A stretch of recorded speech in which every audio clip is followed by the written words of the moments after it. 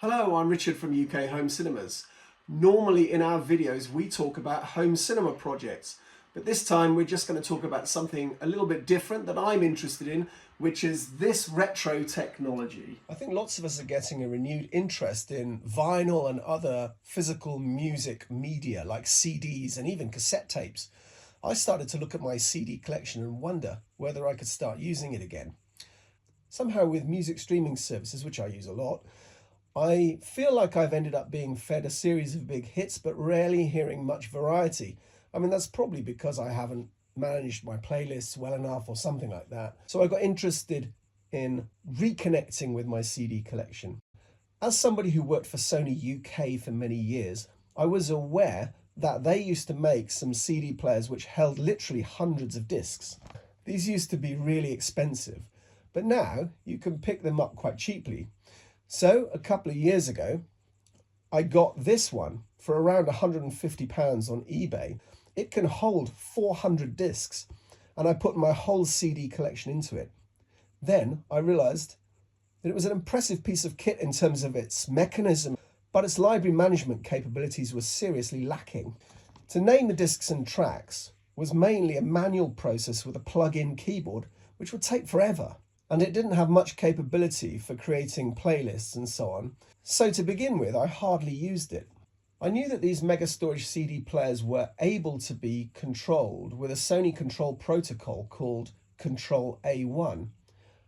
And most of them have Control A1 ports on the back, as mine does. So this opened up the possibility of using something external to manage my CD library.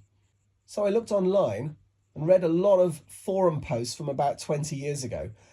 And I found out that there used to be a hardware interface box called an S-Link-E, which would enable a PC to have two-way communication with Sony devices, including these mega storage CD players.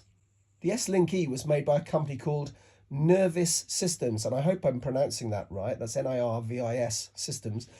They also provided some PC software, which was free of charge, and worked with Sony mega storage CD players. And it was called CDJ, or CD Jukebox. The software would control the player or players. It would check each CD in turn using an online database to look up the name of the disc and the names of all the tracks.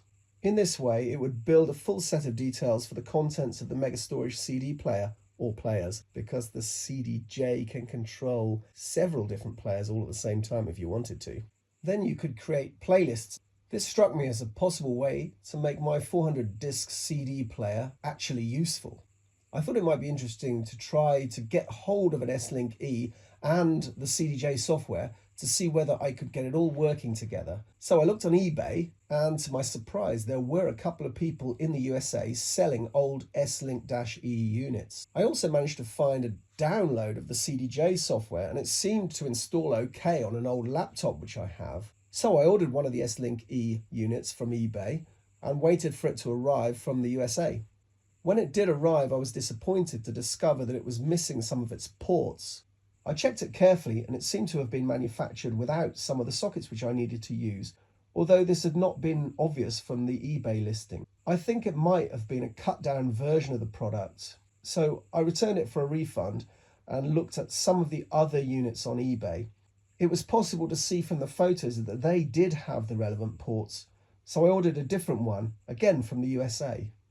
This eventually arrived, and I hooked it up to my laptop via a USB to serial adapter. I connected a Control A1 cable to the mega storage CD player. The original CD database, which the software had been designed to work with, was no longer available on the internet, but my son managed to find details on an alternative CD database. We set the CDJ software to point at that database, and miraculously the system started to catalogue all of my CDs. Everything seemed to work, and I'm now rediscovering my CD collection, creating playlists and so on, and my old laptop has a new purpose. I checked on YouTube, and I couldn't find any mention of CDJ and the S-Link-E.